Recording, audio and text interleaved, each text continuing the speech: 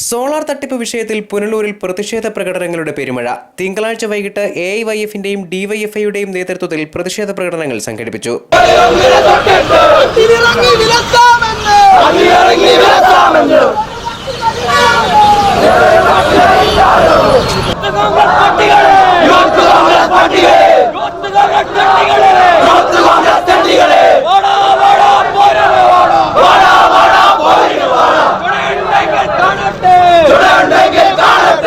പ്രതിഷേധക്കാർക്ക് മറുപടിയുമായി മുഖ്യമന്ത്രിക്ക് അനുഭാവം പ്രകടിപ്പിച്ച് യൂത്ത് കോൺഗ്രസും ടൗണിൽ പ്രകടനം നടത്തി.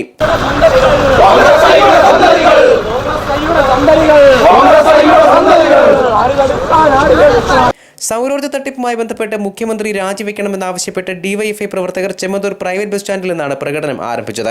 എഐവൈഎഫ് സംസ്ഥാന ഭാരവാഹികളെ തിരുവനന്തപുരത്ത് യൂത്ത് കോൺഗ്രസ് പ്രവർത്തകർ മർദ്ദിച്ചതിൽ പ്രതിഷേധിച്ച് എഐവൈഎഫ് സംഘടിപ്പിച്ച പ്രകടനം സിപിഐ മണ്ഡലം കമ്മിറ്റി ഓഫീസിൽ നിന്നും ആരംഭിച്ചു. തുടർന്ന് പ്രവർത്തകർ പോസ്റ്റ് ഓഫീസ് ജംഗ്ഷനിൽ ദേശീയപാത ഉപരോധിച്ചു. ചെമ്മന്തൂരിൽ നിന്ന് പ്രകടനമായെത്തിയ ഡിവൈഎഫ്ഐ പ്രവർത്തകരും എഐവൈഎഫിന്റെ ദേശീയപാത ഉപരോധത്തിൽ പങ്കുചേർന്നതോടെ സമരം കൂടുതൽ ശക്തമായി. 1 മണിക്കൂറോളം ദേശീയപാതയിലെ ഗതാഗതം സ്തംഭിച്ചു.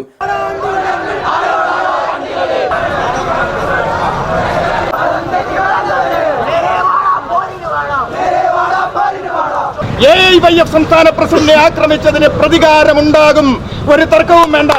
അതേ നിലവാരത്തിലുള്ള അതേ തരത്തിലുള്ള യൂത്ത് കോൺഗ്രസ് നേതാവിന് അതിന്റെ തിരിച്ചടി ഉണ്ടാകും, യാതൊരു തർക്കവും വേണ്ട. അതിനെത്ര പോലീസ് സംരക്ഷിക്കാൻ ശ്രമിച്ചാലും ആ തിരിച്ചടി കാലികമായി ഉണ്ടായിരിക്കും തന്നെ ചെയ്യും.